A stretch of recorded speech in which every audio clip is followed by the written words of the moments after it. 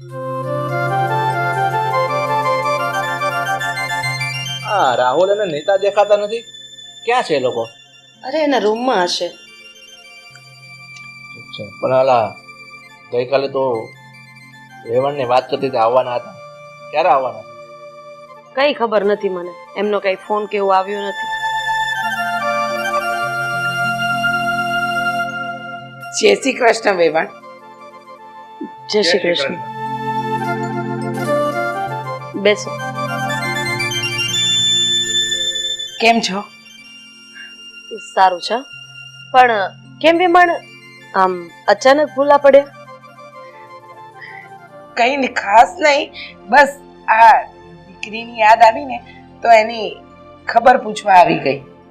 અરુણાબેન, આ તમારી દીકરીનું ઘર છે એટલે તમે અહીંયા આવો ને એના માટે અમને તો કોઈ વાંધો નથી. પણ તમે તો પૈસા ટકે સુખી છો તો પછી આ રીતે સાવ આવી ગરીબની સાડી પહેરીને તમે અહીંયા કેમ આવ્યા છો? એ કઈ સમજાયું નહીં? વેવાઈ એમાં એવું છે ને, અમારે ત્યાં 2 દિવસ પહેલા તમને ખબર હોય તો હા, તમારો ફોન આવ્યો તો આ એમના જે કામવાળા બેન છે એટલે ત્યાં એમને જવાનું હતું તો બહુ વધારે તૈયાર થઈને જાય તો પેલા લોકોને કેવું લાગે એટલે તમે આ મને મહાનતાની વાત કરી હતી. હા હા, હવે એ બિચારા ગરીબ રહ્યા. હવે આપણે આવા ઠાઠમાઠમાં જઈએ અને પ્રસંગ થોડો દુઃખનો હતો એટલે પછી બહુ તૈયાર થઈને જવાય ને એટલા માટે આ છેલ્લા અઠવાડિયાથી આ સાડી પહેરું છું. અને હું ત્યાં ગઈ હતી તો હારે અહીંયા આવીને એટલે ઠીક છે અરુણાબેન, આ તો બહુ સારી વાત કહેવાય કે તમે સામાન્ય માણસની ઘરે જાઓ ત્યારે સામાન્ય બનીને જાઓ. પણ આજ તો તમારી મોટાઈ છે.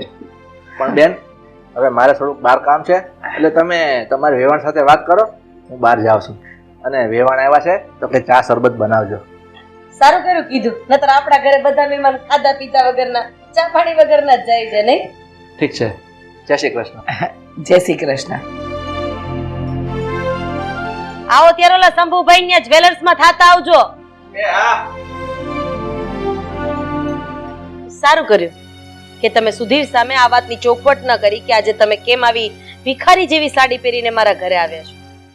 બસ વેવાણ, તમે તો ન બોલવાનું બોલો છો અને માન્યું કે મને પૈસાનો દેખાડો કરવાની આદત છે, પણ તમે તો સાવ મને શું સાવ?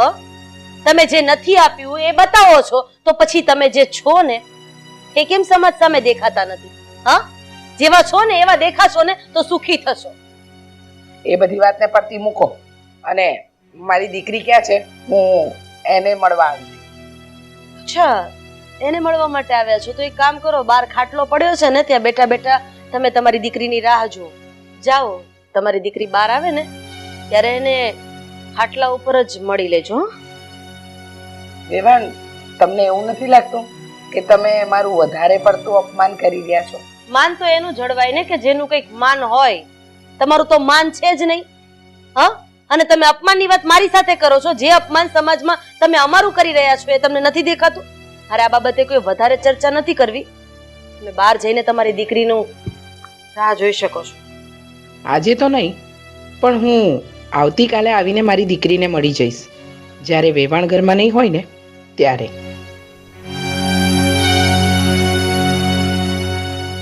જાઓ જાઓ.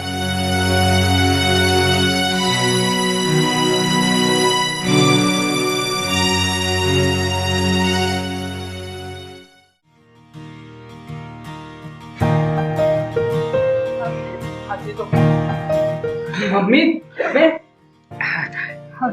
જય શ્રી કૃષ્ણ મમ્મી. જય શ્રી કૃષ્ણ.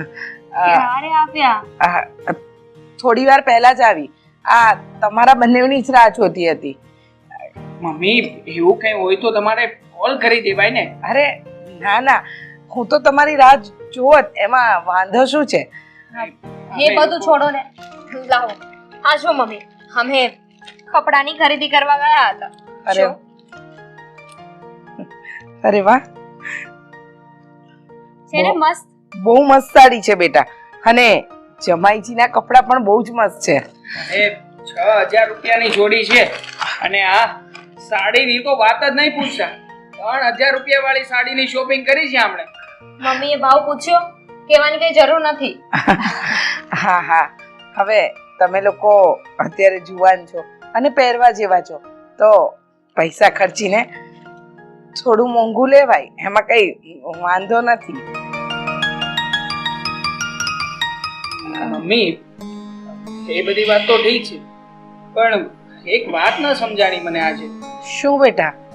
હા, તમે સાવ સાદી સાડીમાં અને સાવ આવો કેવો પહેરવેશ છે તમારો? અરે ના બેટા, એમાં એવું છે ને કે કોટનની બધી સાડી ઇસ્ત્રીમાં આપી હતી ને આવી નહોતી, અને અત્યારે ઘરમાં થોડું સાફ સફાઈનું કામ ચાલે છે, એટલે બધા કબાટ અમે ઉપરના માળે ચડાવ્યા છે, એટલે જે નીચે હતી ને એ પહેરીને આવી ગઈ. પણ મમ્મી, હા તો તમારી સાડી હોય એવું લાગતું પણ નથી. અરે મારી જ છે બેટા. હવે તને કેમ ખબર હોય મારી પાસે કઈ સાડી કેટલી છે? મારી જ સાડી છે. પણ મમ્મી, આ તમે તો આ ઘરની સાફ સફાઈ બીજાની પાસે પણ કરાવી શકો એમ છો ને, તો પછી તમે શું કામ ને આ બધું કામ કરી રહ્યા છો? અરે બેટા, એમાં એવું છે, થોડું કામ આપણા હાથે કરીએ ને તો શરીર સ્વસ્થ રહે, એટલા માટે. સમજ્યા તમે? સારું મમ્મી, તમારે મળવા જવાનું હતું ને? હા, મારે એકચ્યુઅલી મમ્મી આજે ક્લાયન્ટની સાથે મીટિંગ છે, તો હું મીટિંગ અટેન્ડ કરવા જાઉં છું. તમે બંને બેસો. હા, જરૂર જરૂર. તમે જાઓ, તમારું કામ પતાવો, હું અને મારી દીકરી વાતો કરીશું. ઠીક છે મમ્મી, ચાલો ભાઈ, મળીએ પછી. હા, જય શ્રી કૃષ્ણ.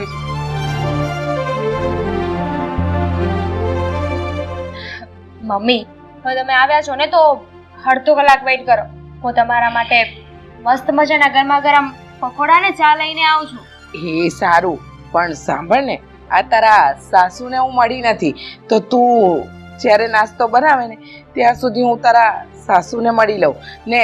જો બેટા, સાચું કહું ને તો મારી આજે નાસ્તો કરવાની કોઈ ઈચ્છા નથી, પણ અહીંયા સુધી આવી છું તો તારા સાસુને મળવું પડશે ને. સારું, તમે મારા સાસુને મળી લો, હું ચા તો લેતી આવું. હા.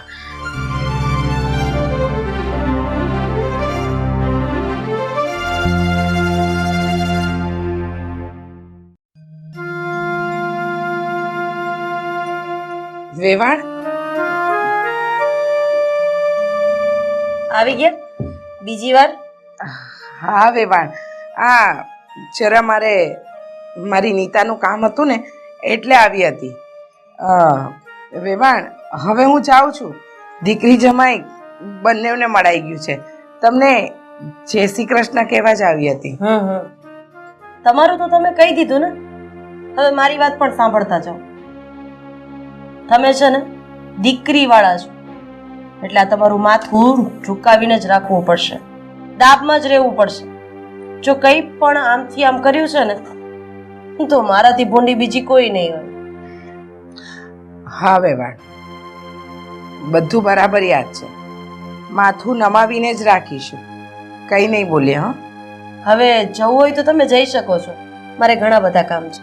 જય શ્રી કૃષ્ણ. જય શ્રી કૃષ્ણ.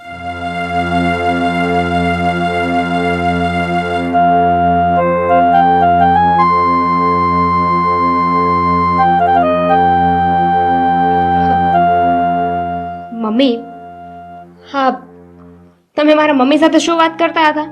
તે સાંભળી કે નથી સાંભળી? સાંભળ્યું. તો પછી મને શું કામ પૂછે છે? એટલા માટે પૂછું છું કે તમે એવું શું કામ કહેતા હતા? શું કામ કહેતી હતી? અરે તમે બોલ્યા ને કે તમે દીકરી વાળા છો, મેં તમને કહ્યું એ યાદ રાખજો, તો આવું બધું શું કામ કહેતા હતા? દીકરી વાળા એ માથું ઝુકાવીને રહેવાનું હોય, દાબમાં રહેવાનું હોય. બસ વાર્તા થઈ ગઈ પૂરી. મેં તારી મમ્મીને સમજાવી દીધું અને હવે તને પણ સમજાવી દીધું. હા, બાબતે હવે મારે કોઈ વાત નથી કરવી. સારું, ના કરતા.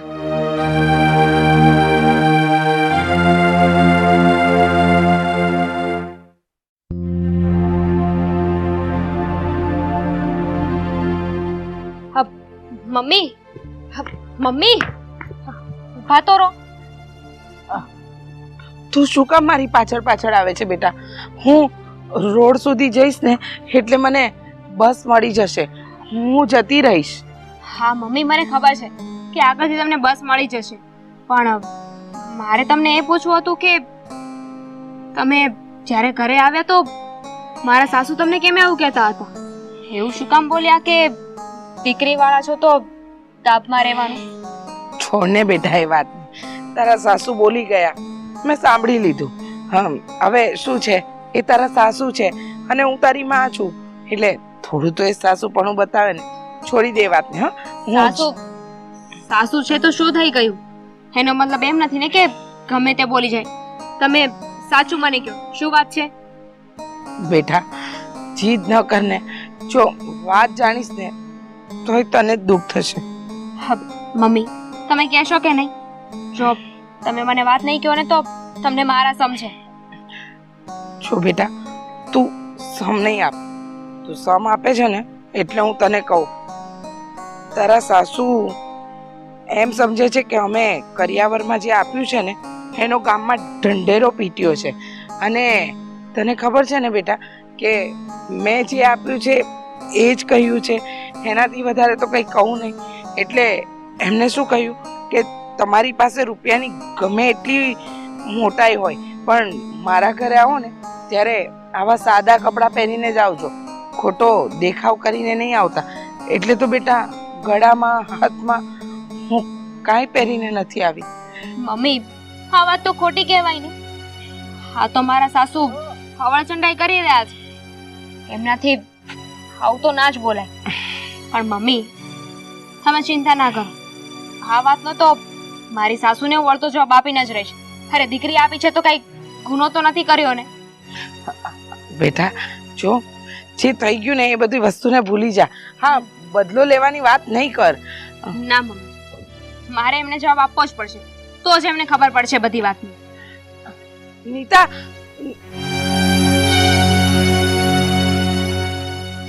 હવે એને ખબર પડશે મારી દીકરી મારો બદલો એની પાસેથી લઈને જ રહેશે.